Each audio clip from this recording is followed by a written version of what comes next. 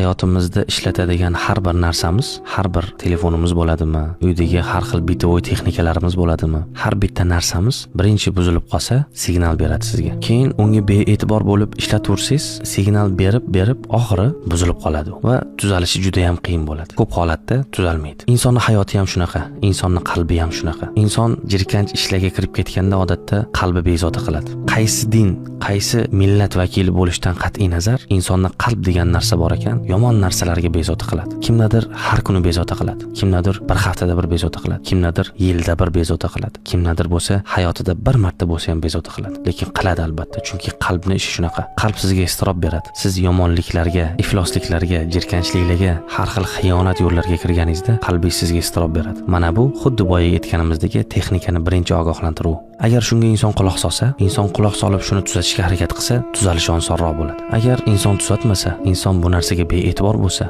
signal qiladi, qalbi iztirob beradi, oxiri qalbi iztirob bermaydigan bo'lib qoladi. Inson buzilib qoladi va bunaqa insonni tuzatish odatda qiyin bo'ladi. Hattoki tuzalmaydi desak ham mubolag'a bo'lmaydi. Demak, insondagi qalb va vijdon juda ham katta ne'mat. Siz yomonliklarga kirib ketayotgan paytingizda iztirob beradi. Masalan, hozirgi kundagi fohishalar, misol uchun, o'zini tanasini pulga sotadigan ayollar. Shularning qalbi iztirob bermaganmi? Albatta bergan. Boshida bergan. Boshida qalbi, vijdoni qiynalgan. Lekin shu ishni qila oxiri buzilib qolgan. Endi uni tuzatish qiyin. Endi uni qalbi iztirob ham bermaydi. Endi shunaqa buzuqlikda yashab o'tishga mahkum. Shuning uchun qalb iztirob bergani, vijdon qiynalgani bu eng katta narsa. Ko'p insonlarda hozir qiynalmay qo'ygan.